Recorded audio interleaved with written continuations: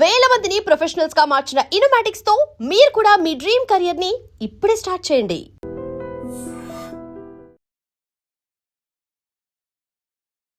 ప్రేక్షకులందరికీ నమస్కారం.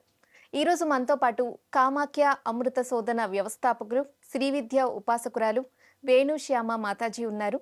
మాట్లాడదాం. నమస్కారం అమ్మా. మనిషి దేవుణ్ణి చూడగలిగే స్థితి ఏంటమ్మా? అంటే అది భౌతికంగా జరుగుతుందా, లేదంటే ఆధ్యాత్మిక అనుభూతి మాత్రమేనా? అనుభూతి అన్నది ఎప్పుడు వస్తుంది అంటే భౌతికంగా చూసినప్పుడు. అంటే దేవుణ్ణి చూడడం అంటే అర్థం ఏమిటి? ఫస్ట్ అది మనం తెలుసుకుంటే దేవుడు ఎలా కనిపిస్తాడు అన్నది.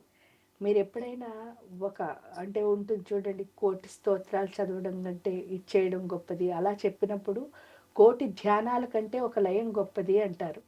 ఆ లయం అంటే అర్థం ఏమిటి అంటే దేవత ఆ యొక్క శక్తిని మన లోపలికి ఎప్పుడు అంటే ఆ దేవత శక్తిని ఎప్పుడు మన లోపల కలుపుకోవడాన్ని లయము అంటారు. అసలు కలుపుకోవడం ఏమిటి అని చూసినప్పుడు మన లలితా సహస్రనామాలు ఎప్పుడైనా చదువుకున్నా, లేకపోతే భగవద్గీత చదివినా, ఇంకేదైనా మన పురాణాలు, ఇతిహాసాలు, ఉపనిషత్తులు ఏవి చదివినా సరే అందులో ఒకటే చెప్తున్నారు.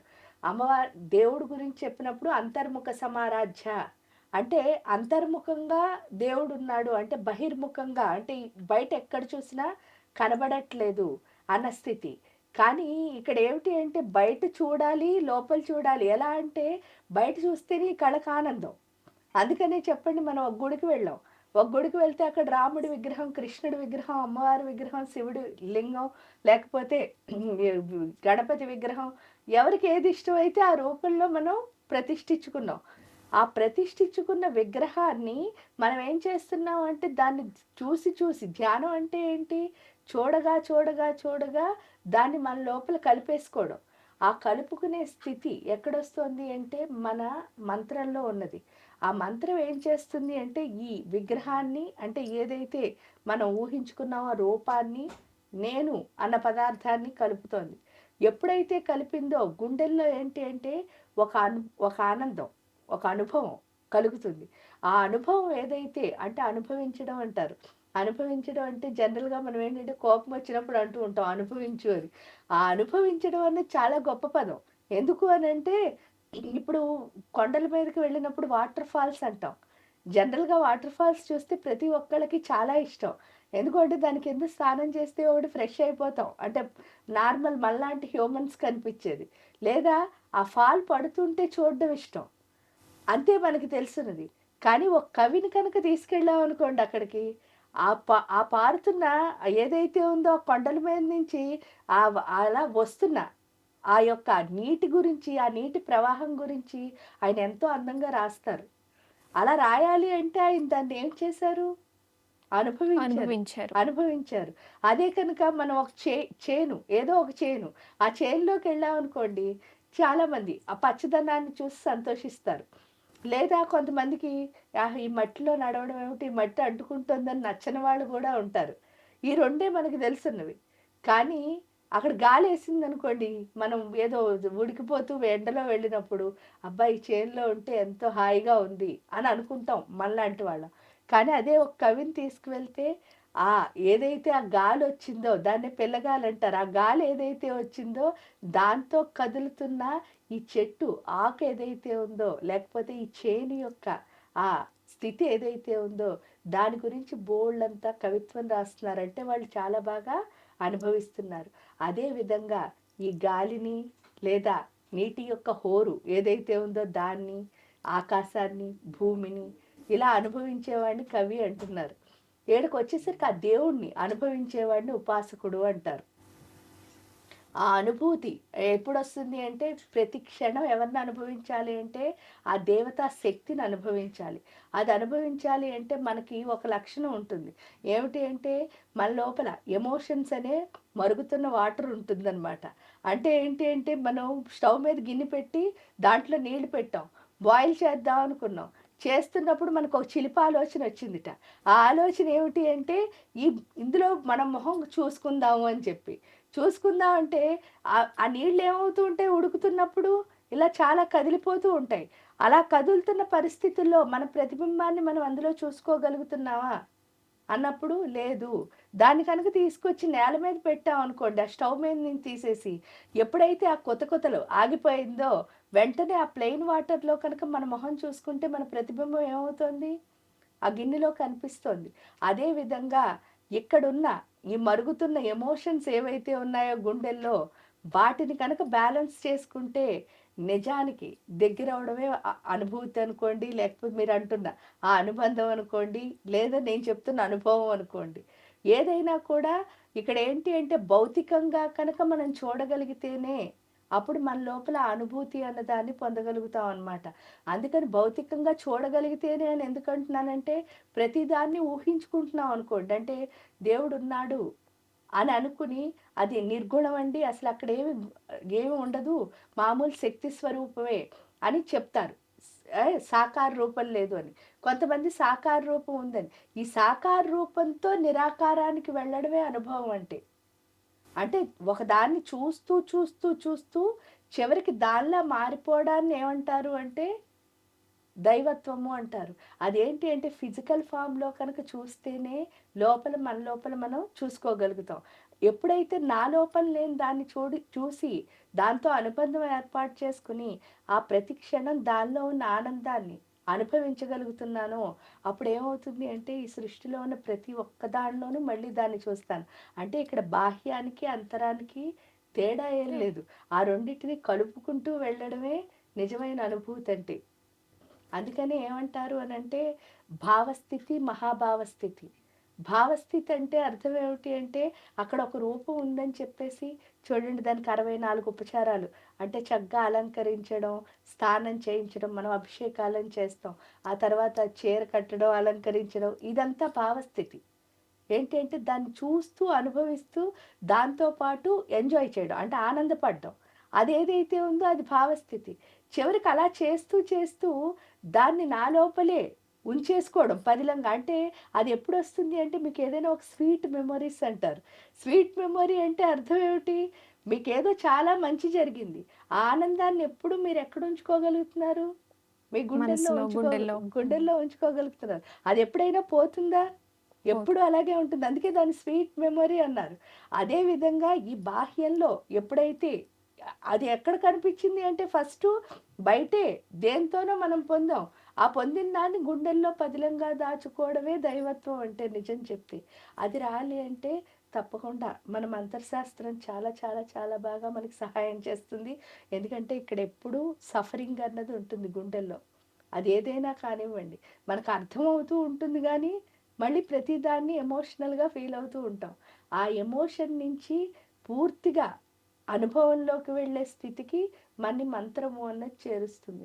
అందుకని ఉపాసన ద్వారా ఏం చేస్తాము అంటే బాహ్య ప్రపంచంలో ఒక దాన్ని చూస్తూ, దాన్ని అనుభవిస్తూ, అనుభవిస్తూ ఫైనల్‌గా దాన్ని మన లోపల పదిలంగా దాచుకోవడమే నిజమైన అనుభూతి అంటే.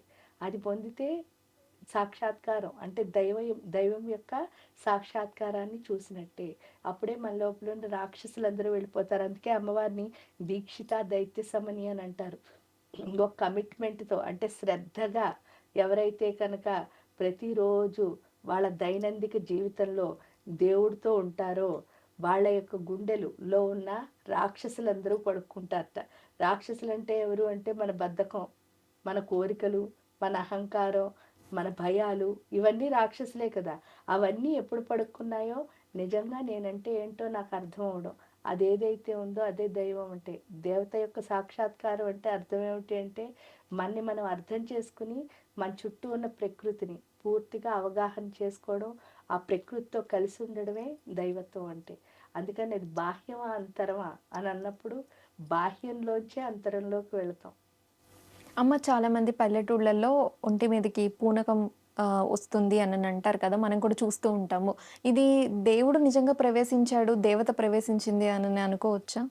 ఇది ఏంటి అంటే నిజంగా పూనకం అన్నది ఉందా లేదా అని ప్రశ్నించామనుకోండి, ప్రతి ఒక్కళ్ళ జీవితంలోనూ కూడా ఎవరైనా సరే కొంచెం మంచిగా అంటే ఉపాసన పరంగా పూజ చేస్తున్నప్పుడు వాళ్ళకి ఒక ఫ్రాక్షన్ ఆఫ్ సెకండ్ ఆ అనుభూతి, ఆ దైవం అనే అనుభూతిని పొందడం అన్నది ఉన్నది.